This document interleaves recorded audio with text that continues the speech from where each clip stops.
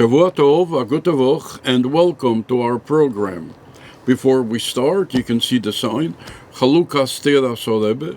We are distributing the Tera and the Sforim of the Rebbe in preparation for Gimel Tammuz, and it is now within the 30 days before Gimel Tammuz, and everybody can go in to the website, gimeltammuz.com, as you can see in the background, and you can see all the Sforim of the Rebbe in preparation for Gimel Tammuz. I should tell you, as of now, more than 60% of the Sforim of the Rebbe were already distributed. But you can get in and you can choose whatever you want to learn in the Sforim of the Rebbe. You have there on this website all the Sforim of the Rebbe. And you can learn a whole Sefer like many did, and you can learn part of a Sefer, one Parsha, whatever your good heart desires. Moreover, if you do not find it in one Chalukah because someone else took it already, you can go into another Chalukah, in another Chalukah, and then you can find that you can learn to your heart's desire. gimeltammuz.com, and you will go in and you will be able to see exactly what you want to do in preparation to Gimel Tammuz. And as the Rebbe says, that the key to his kashrus, the Rebbe says it many times, is to learn the Torah of the Rebbe. So therefore, if one is looking for a special tool, a special way of his kashrus between now and Gimel Tammuz, and he can learn that the whole year from Gimel Tammuz Tavshin Pei Dalet until Gimel Tammuz Tavshin Pei He, has a whole year, and you're going to get a few computerized reminders during the year of what you took. So please go into gimeltammuz.com and you will be able to choose what sikha, what maimer you want to learn in preparation to Gimel Tammuz. Rebbe say, in our Parshas Behaleischa, there is a posuk, Ve'oish Meishe, Anov me'ed mikol ha'odom asher al panecho adomo. And Moshe, it was the most humble individual from all the people in the world. Terasema says that. Now you could ask a question. Terasema says Moshe Rabbeinu was the most humble individual. That's what it is. However, what we find in Chumash, we find the positions of Moshe Rabbeinu that are not exactly in concert with humility. Like, for instance, Almighty God wanted to destroy the Jewish people after the story of the Egel. And Moshe Rabbeinu said, Rebbeinu Shalom, I want to tell you something. My grandfather, Avraham, negotiated with you, with the story of Zdem. He said 50 tzaddikim, 40 tzaddikim, 30 tzaddikim.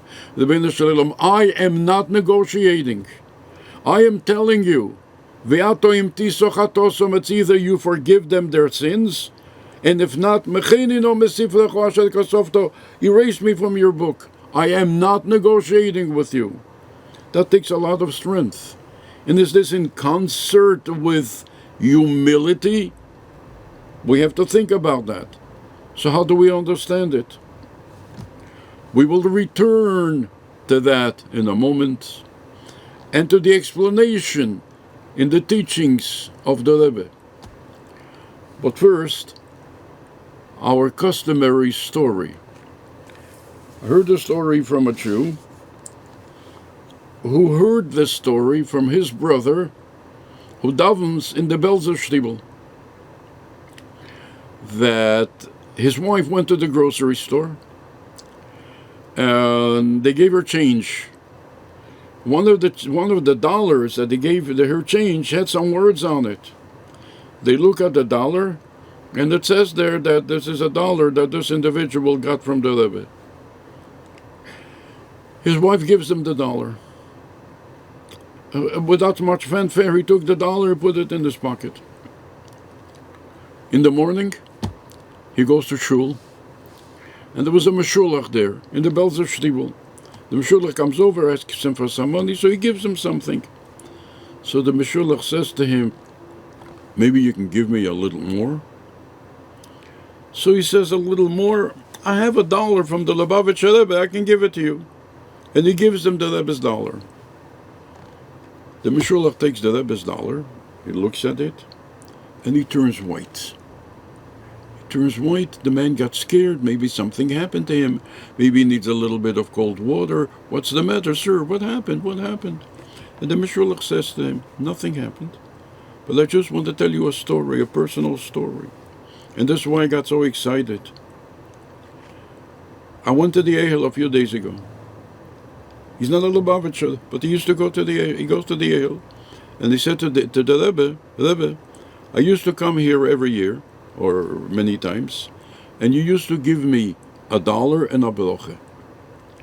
Today, you can't give me $1, but I'm asking you to give me a broche. That's what I said to the Rebbe. So now the Rebbe is sending me the $1. This is the $1 that the Rebbe is sending me. As mentioned, I heard it from a Jew, who heard it from his brother, with whom it happened, who went to Daven Shachris in the morning in the Belzer Shribel. Rabbi say, concerning our, not a kasha, our question. We're not questioning, it says in Chumash, that Moshe Rabbeinu was the most humble person. Absolutely wonderful. But how do you reconcile this humility with the absolute strength that Moshe Rabbeinu had in speaking to Almighty God Himself, and to say to Almighty God, I'm not negotiating with you. I am telling you, I'm giving you an ultimatum. It's either you forgive them, and if not, take me out of your book. Is that exactly humility? How do we reconcile that? The Rebbe asks this question, and the Rebbe answers this question with another question. And you know, we Jews, we always answer one question with another. They told the story that a Gentile asked once a Jew, how come you Jews answer one question with the other? And the Jew looked at him and he smiled and he said, and why not? So the Rebbe asks another question, and it has to do with Shavuos. We're coming now from Shavuos, and some who will learn during the time between Pesach and Shavuos, they learn Mesichta Seita. And out of Shavuos, they make a siyum on Mesichta Seita. At the very end of Mesichta Seita, it says, Mishemes Rebbe Botlo Anov V'Yiraschet. The Mishnah says that when the Rebbe passed away, Anov was abolished. There was no more Anov. Says the Gemara, Omerle Rav Yosef letane, Rav Yosef said to the Tane, Leisisni Anov, do not say that Anov was abolished. Why? Deiko Anov, because I am here. And the Rashi says, Deiko Anov, Shani Anveson, I am an Anov.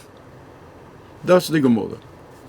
Now, on face value, it's difficult to understand, because generally an Anov doesn't boast about his Anivus. Yes, he's an Anov, he's a very humble person, but he doesn't scream, you should know I am a humble person. Generally do know that, because it's a contradiction to his personality. If he's an Anov, he doesn't talk about it. Here we find that Rav Nachman says to the Tana, he says, do not say that there's no more Anove, because I am here. Now, is that exactly Anove to say that? That you cannot say that there's no more Anovim in the world because I am here? And Rashi says, Shani Anveson, that I am an Anov? How do you understand that? The Rebbe asks this kasha. And the Rebbe makes his kasha stronger. Because when we open up the Gemara in Psochim, we find the same Rav Yosef. I believe it's Samaches. We find the same Rav Yosef, Rav Samaches Omed Beis, that says like this. Again, we're talking about Shavuos. Rav Yosef v'yemo de'atzalto.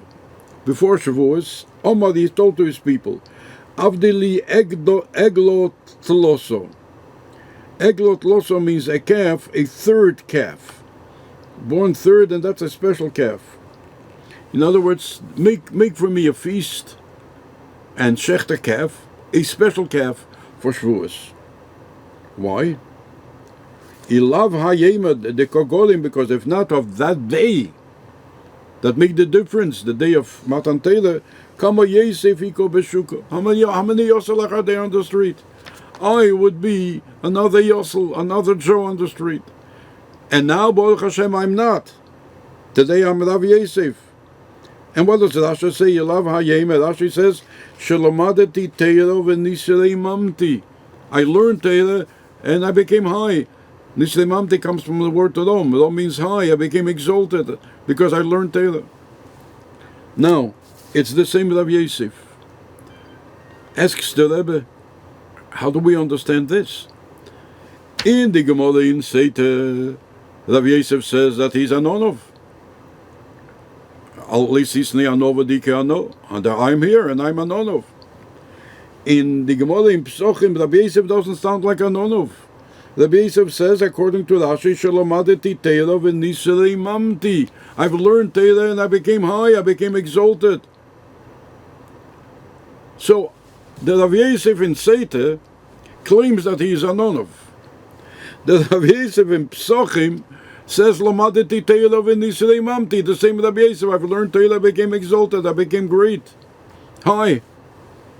How do you reconcile the same Rabbi Yosef from Seita to Psochim, from Psochim to Seita? That is the Rebbe's kasha again. And the Rebbe answers, and this will shed light on Moshe Rabbeinu.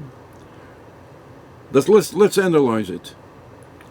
The Gemara also brings that when there was time for a new Rosh Yeshiva, and there were two candidates for Rosh Yeshiva.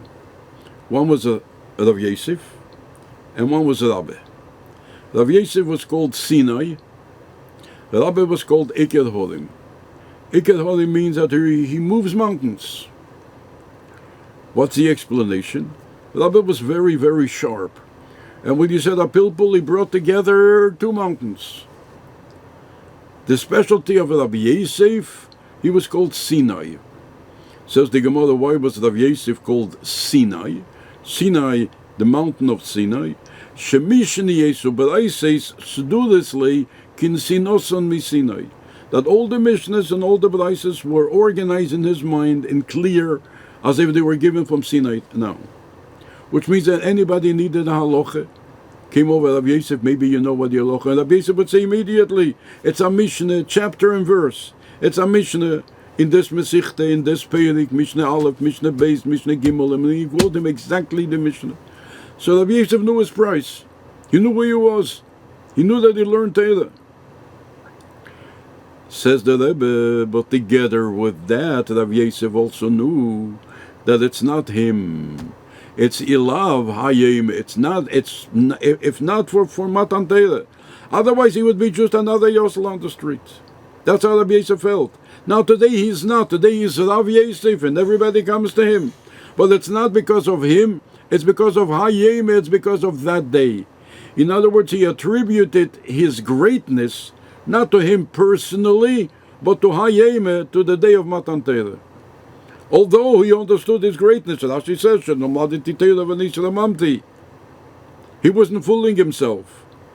And we also have to understand, when it says in Chumash, Anov Mei, that means real Anova. It means real humility, not fake Anova. This is not fake news. This is real. This is Teras Emes. Real in the case of Moshe Rabbeinu, real in the case of Rav Yosef. When Rav Yosef says, the Iko Ano, that I am an Anvason, he really meant it. He was a real Anov. Now, how do you reconcile a real Anov with saying, Shalamadit Tetera v'nisrei mamti? I learned Torah and I became high. Nisrei mamti from the word Rom. Rom means high. And the answer, the Rebbe says, that he attributed his greatness, the greatness that he knew he had, not to himself, but he attributed the greatness to Hayim, to that day. And this is how Rabbi Yosef was able to be, whoever he was, the great Rabbi Yosef, that Mishnayos Ubraises do this like in Sinosom Missinai, that he knew all the Mishnahs and all the Braises, chapter and verse, and he was able to quote to everybody exactly, but he knew it's not him. It's Hayim, it's that day, the day of Sinai, the day of Matan Torah. Says the Rebbe, now we can understand what it says in Chumash. Moshe Rabbeinu was the most humble human being. Now, when it came to Beinodam Lachavele, between man and man, Moshe Rabbeinu was the most humble. And the Rebbe explains, Moshe Rabbeinu was thinking that if anyone would have all the attributes that he has, he would be greater than him. And if he has attributes, it's not him, the Rebbe gave it to him. So therefore, he, as an individual, was a real Anov, not a fake Anov, a real Anov. Talking about a fake Anov and fake news. My father used to tell a story that there was a Jew whom they called the Minsker Anov, the Anov of Minsk. What was the story with the Anov of Minsk? The Anov of Minsk would stand there by his chair, and anybody would pass by, he would say, Rebbe, if je wilt zetten auf mijn winkel, maybe you want to sit down on my chair. But nobody did it because the Minsker Anov was known as a great person, as a big London. Nobody ever sat down in his chair. And he would always ask, maybe you want to sit down in my chair. That was the anivas that he did. Nobody did. Nobody sat down.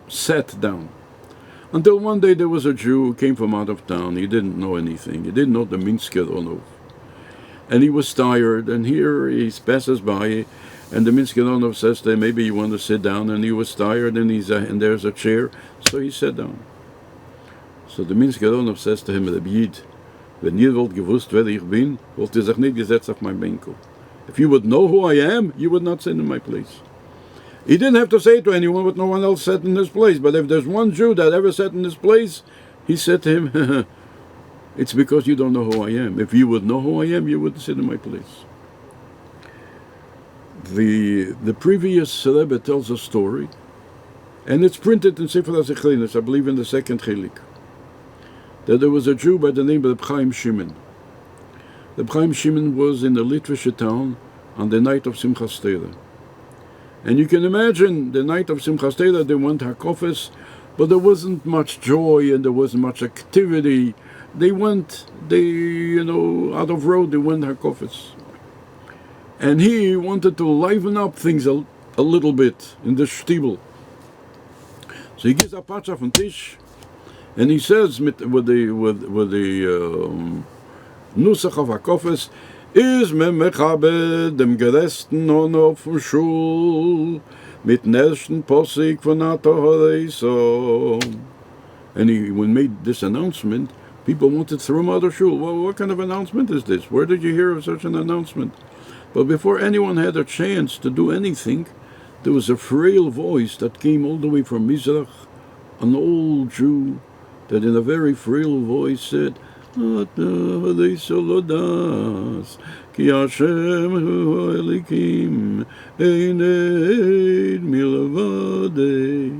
it worked. And the Chaim Shimon is pushing the envelope. Is me mechabed dem zweiten geresten Anov, the second one, with the zweiten Posuk. And sure enough, a moment later, another voice from Mizrach, of an elderly Jew, says that's the second Posuk. He pushes on, he goes for the third Posuk, and another voice. And then he still pushes on and he goes for the fourth Posuk. Is me mechabed dem vierten Anov von Schul mit dem vierten Posuk von Atohoreiso. And now the love of the town says the Posuk. So now the Frierdiker Rebbe writes it in Sefer HaZichronos. You can check it out.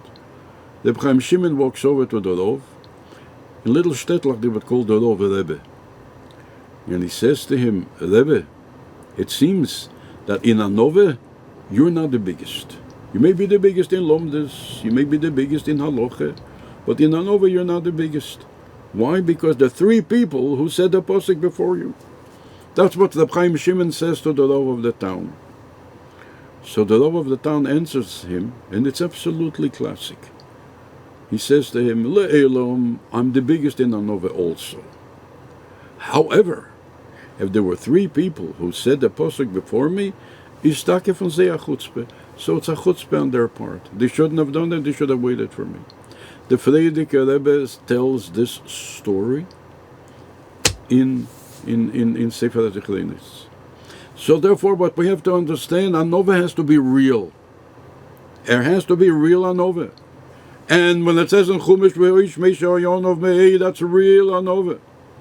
And when the Gemara says that Rav Yosef was real Anova, so the Rebbe explains in both cases. In the case of Rav Yosef, that he attributed his greatness, he knew his greatness, but he attributed the greatness to the fact of the day of Matan Torah. Otherwise he would be another Yosel on the street.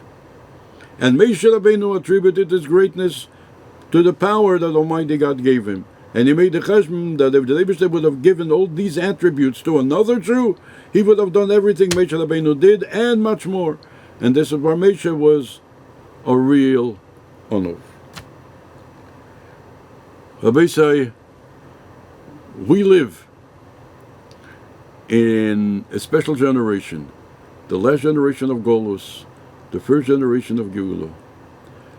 And we still have pachim ktanim, small vessels, that for whatever reason were left over, and that we have that we have to work with, that we have to refine and prepare ourselves and our chelik in this world for the coming of Mashiach, and make the whole world ready for the coming of Mashiach. This is the task of our generation. And Baruch Hashem, through the work of the Rebbe and the Shluchim, we're getting there. But there's a little bit left. Pachim Ktanim. And we all want to get out of Golus. You hear the news from Eretz Yisrael, you want to get out of Golus immediately. And therefore, this is our work, to make sure we refine those Pachim Ktanim, and we prepare ourselves and our chelik in this world and the entire world for the coming of Mashiach. ובעגולו דידן ובשמחה ובטוב לבוב ובטבע הנילה והניגלה ולמטה מעשרות טפוחים ובחסד וברחמים ותקף ומיד ממש